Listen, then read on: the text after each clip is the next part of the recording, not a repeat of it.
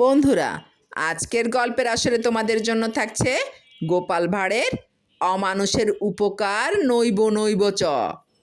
ভদ্রলোক টাকার থলে সহ নৌকা করে নদীর ওপারে যাচ্ছিলেন। মাঝ নদীতে হঠাৎ করে নৌকাটা ডুবে যায়।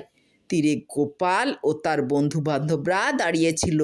তারা অনেক কষ্টে ভদ্রলোককে তীরে টেনে তুলতে সমর্থ হয়, না হলে স্রোতের টানে তাকে অক্কা পেতে হতো।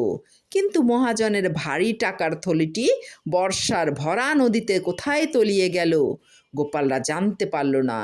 ডাঙায় তোলার পর ভদ্রলোক জ্ঞান ফিরে পেয়ে গোপালদের গালাগাল করতে থাকেন। আমায় নদী থেকে না তুলে যদি টাকার থলিটি তুলতে পারতেন তবে বুঝতুম একটা বাহাদুরি কাজ করেছেন।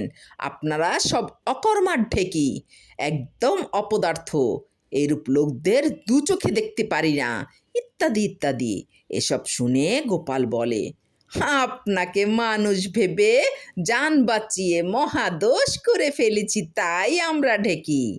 যদি আগে জানতাম আপনি অকৃতজ্ঞ জন্তু বিশেষ, যার কাছে জানের চেয়ে টাকার থলি বড়, তাহলে আমরা ওই মাংসের ঢিবিকে আমরা স্পর্শও করতাম না। আপনি ঢোক ঢোক লোনা জল খেয়ে টাকার টুং টুং শব্দ শুনতে শুনতে ভবপারে যাওয়ার ঢং ঢং বাদ দিয়ে এতক্ষণে শুনতেন। এই বলে সকলে সেখান থেকে রাগ করে চলে গেল।